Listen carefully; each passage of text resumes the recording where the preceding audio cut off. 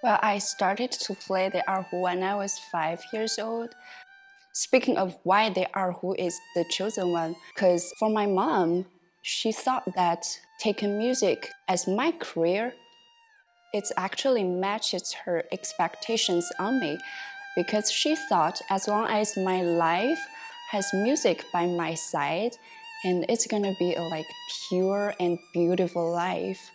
She thought that maybe if I'm gonna learn some instrument, so I better choose something that related to our own culture in it.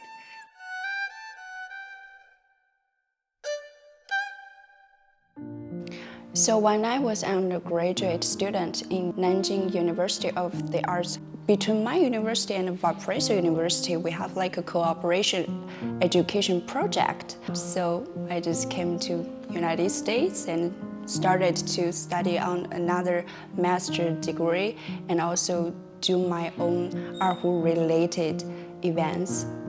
I had 3 recitals in Chicago, and also I taught in Gary School.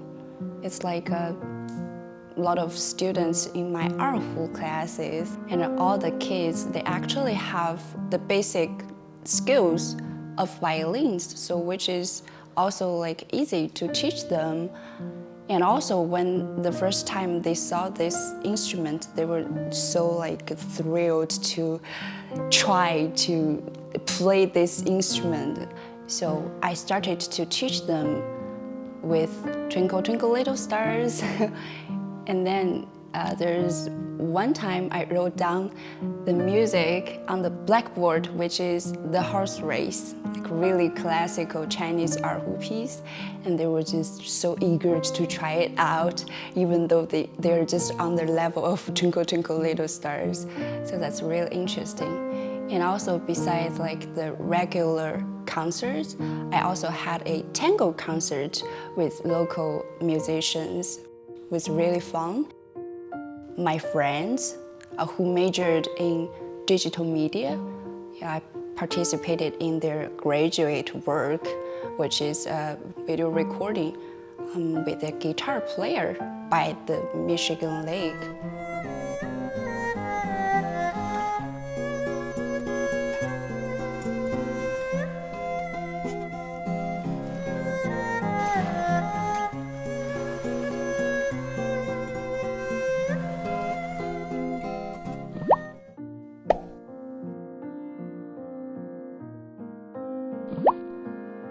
So my theater is a really diverse place, and I love diversities.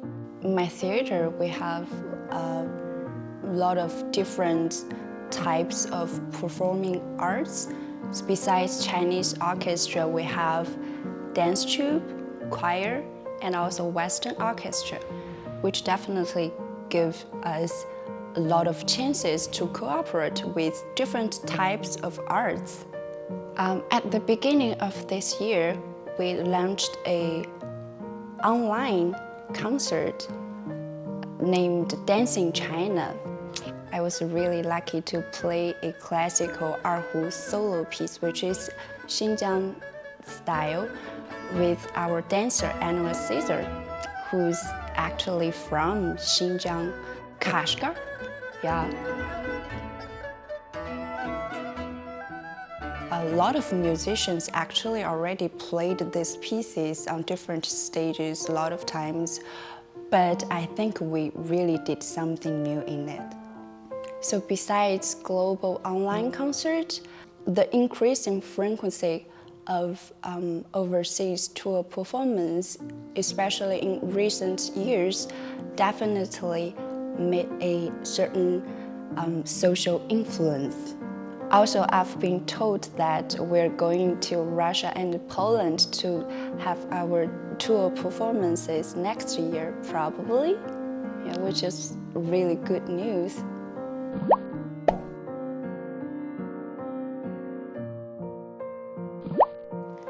First of all, I want to make a statement for a Chinese orchestra. There's 2 words. I used to ask my American friends, I asked them what will you think when you hear Chinese orchestra? and they were like, well, maybe it's like a Western orchestra, but all the players, they're Chinese. So what I want to say here is like, that's a totally misunderstanding.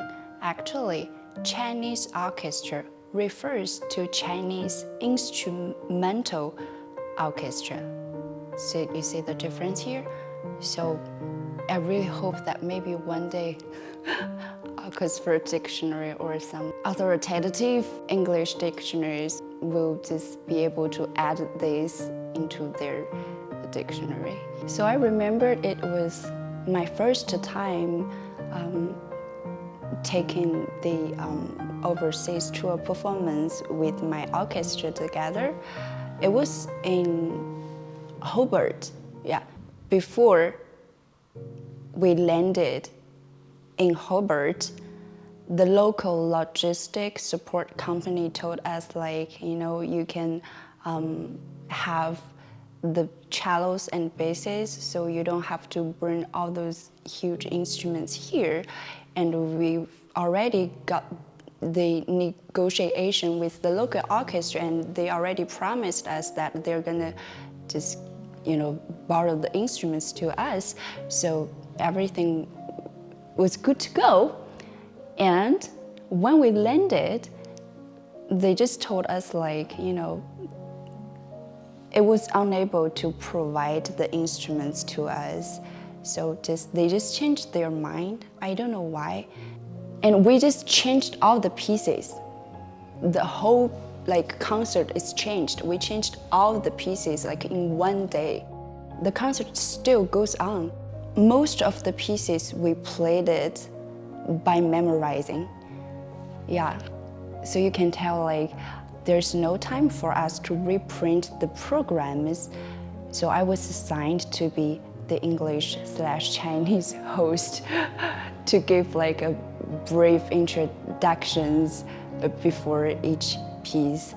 So I was really appreciated. It was really unforgettable, yeah. So the other one was in Panama. By the time we visited there, the situation was China and Panama just established the diplomatic relations.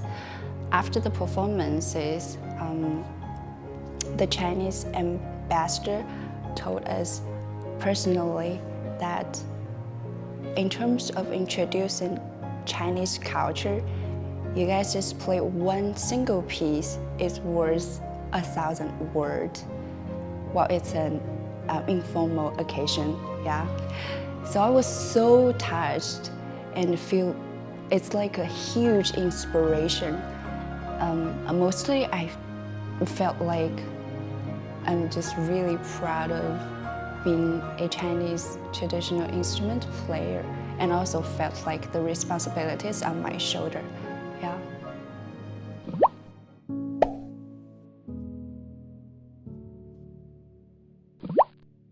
And it's unexpected acceptable for like the foreign audiences. I remembered when we did our tour performances in like Hungary, yeah, Hungary National Concert Hall, which can accommodate more than 1,600 people. The ticket just sold out like half a month ahead of the performances. So usually we will choose different pieces to play in different countries. For example, some countries, they did a really good job on the popularization of symphonic music. So in those kind of countries, maybe we can choose some like really magnificent pieces like modern, like concertos, you know, full-sized Chinese orchestra pieces. It will be more acceptable for the audience there. In the other situations, maybe we will choose some traditional Chinese instrument solo pieces to emphasize the characteristics of each Chinese traditional instrument, so they can have like the basic and really clear understanding of this instrument, yeah.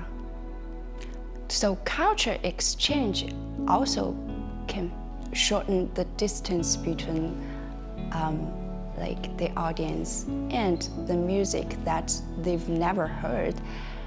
I remembered there's one time when we were in Trinidad and Tobago, we actually cooperated with the local steel pan orchestra. So we played few pieces together. Some pieces were like Trinidad and Tobago traditional popular pieces, and the other pieces were like Chinese traditional music pieces. So the audience, they just loved it.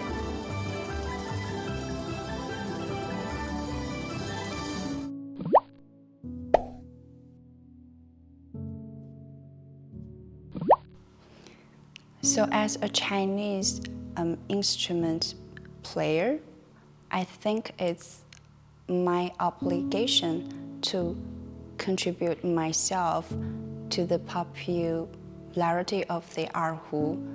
For what I've known, that there are almost 2,000 students are learning all different Chinese traditional instruments from my colleagues. So I think that probably means in the future there will be thousands of people will buy the Chinese orchestra concert ticket initially under our effort, so which is really exciting.